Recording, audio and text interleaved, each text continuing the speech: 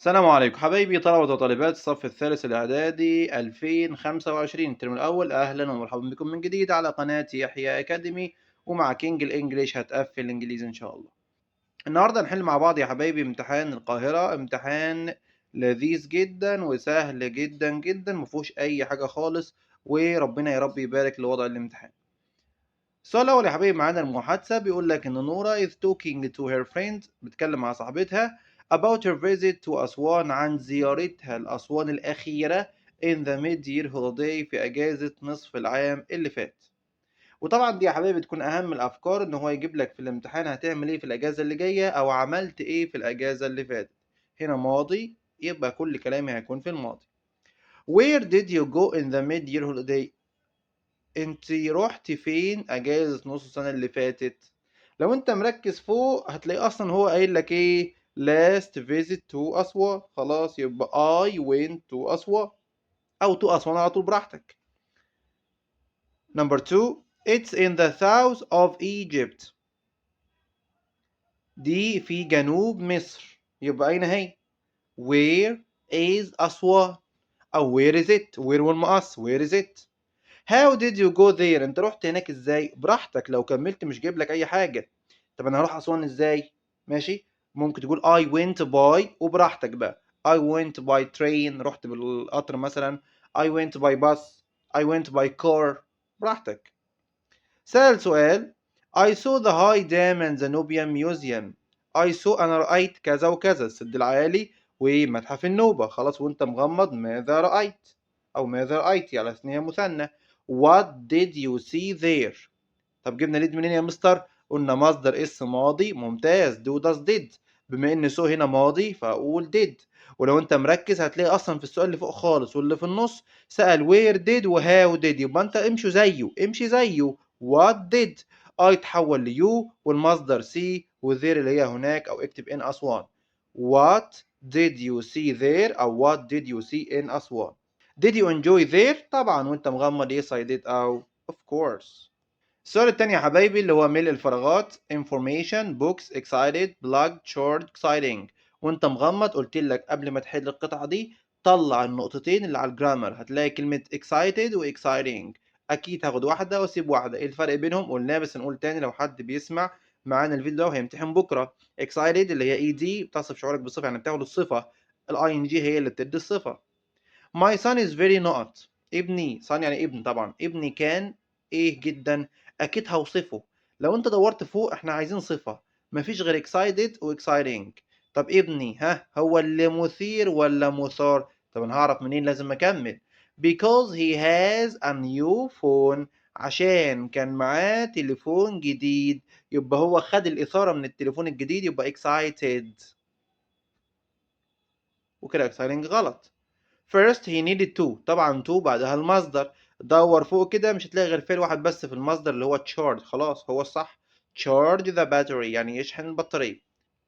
to do this عشان يعمل كده he not in the phone and turned، خط تحت turned هنا. احنا قلنا قبل كده ان and عطف، فاللي بعديها ماضي يبقى اللي برضه اللي قبلها ماضي، والعكس لو كان قبلها ماضي يبقى بعدها ماضي. طب انا عايز هنا فعل في الماضي، مفيش غير واحد بس اللي هو plugged، عشان هي هنا فعل يبقى انا عايز فعل. He plugged in the phone and turned it on، يعني هو وصل التليفون وبعد كده فتحه. Then he left it for a few hours، وسابه كده بضع ايه او ساعات قليلة عشان يشحن.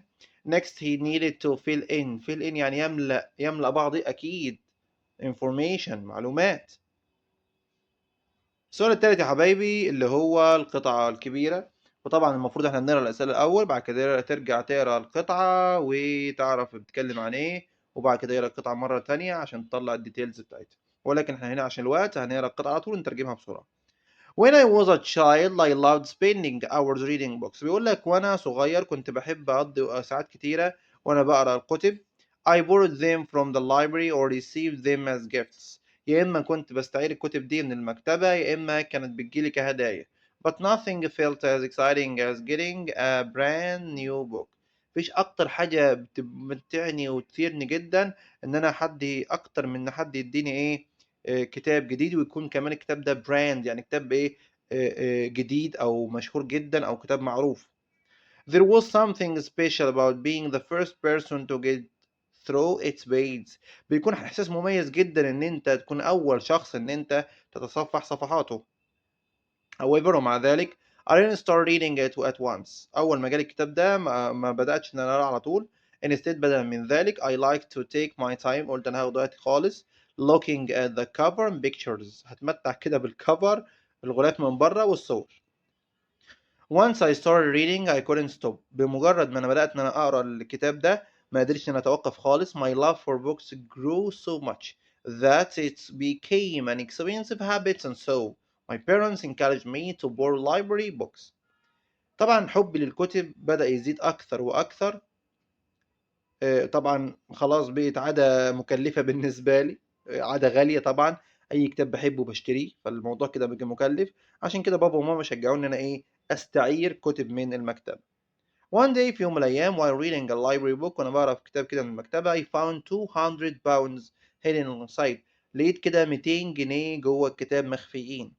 Without a second thought من غير ما أفكر خالص طبعا I returned the book and the money to the librarian and forgot about it. رجعت الكتاب للمكتبة أو لأمين المكتبة ومعاه كمان الفلوس ونسيت الموضوع خالص. A month later the librarian called me with news. بعد شهر كده أمين المكتبة كلمني وكان معاه أخبار. He couldn't find. he اللي هو اللي هو مين؟ the librarian اللي هو أمين المكتبة عشان هتجيلك تحت أكيد في الأسئلة. ملقيش طبعا المالك اللي خاص بالفلوس دي so he decided to give it to me. قرر إن هو يديها لي أنا. I am sure you know how I spent this unexpected gift. وطبعا أنا متأكد أنت أكيد عارف أنا أنفقت الهدية الغير متوقعة دي فين؟ ها فين؟ أكيد اشترى كتب. ممتاز. الأسئلة. The writer found in a library book ليه 200 جنيه اللي هي money. Is the writer's favorite hobby هوايته المفضلة reading القراءة. هي تعود على مين؟ قلناها the librarian اللي هو أمين المكتبة. Number 4. How do you think the writer spends a sum of money؟ كيف تعتقد إن الكاتب أنفق الفلوس دي فين؟ أعتقد طبعا إن هو اشترى كتاب زي ما احنا قلنا. I think he bought a new book. Summarize what the writer had done before he read a new book. لخص ايه اللي عمله قبل ما يقرا كتاب جديد. لو انت خدت بالك كان قال انا هاخد بعض الوقت عشان اتفرج على الغلاف والصور. He liked to take time looking at the cover and pictures. If you were the librarian, what would you do with the money found؟ لو انت امين المكتبة ايه اللي كنت هتعمله بالفلوس اللي انت لقيتها دي او لقيها حد وداها لك تاني؟ طبعا انا بالنسبة لي اكيد I would give it to the writer. هديها للكاتب زي ما هو عمل كده لان هو اللي كان امين واداها له. بما ان ما لقيش صاحبها فرجعها له تاني. ممكن حد تاني يقول لك ايه I would buy new books for the library. كنت هشتري بيها كتاب او كتب جديدة للمكتبة. دي صح ودي صح. الاختيارات. an person is someone who cannot hear. cannot hear مش بيسمع كويس او ما بيسمعش خالص. طبعا اللي هو deaf. deaf أصم.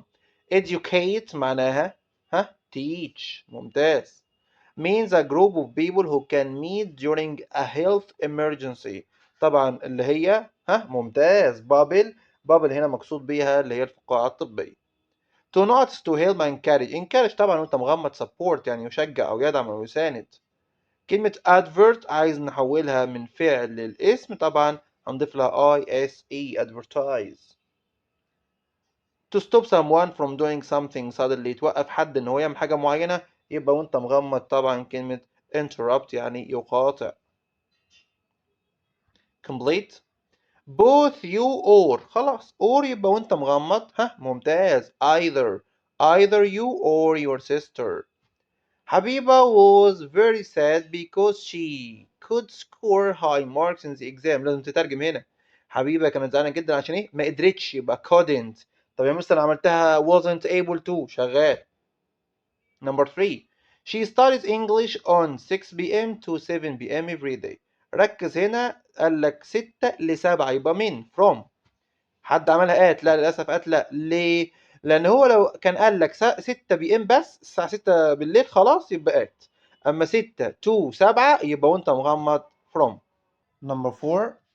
She was in Canada since last week. Since بعدها نقطة بدء الحدث، قبلها مضارع تام has been. Number 5. Busy shop in my town is a supermarket. تفضيل وانت مغمض. The busiest. The والواي قلبها الاي اي اس تي.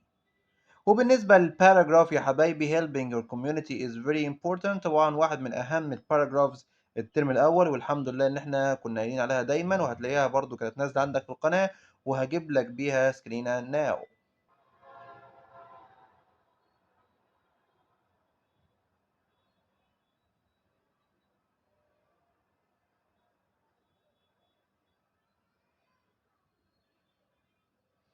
وبكده يا حبايبي نكون الحمد لله وصلنا لنهاية فيديو النهاردة. يا رب تكونوا استفدتوا واستمتعتوا، وبنوعدكم ان احنا هنكون خلال الايام اللي جاية ان شاء الله هيكون عندنا اكثر من لايف لكل المحافظات وكمان للازهر. في امان الله والسلام عليكم ورحمة الله وبركاته.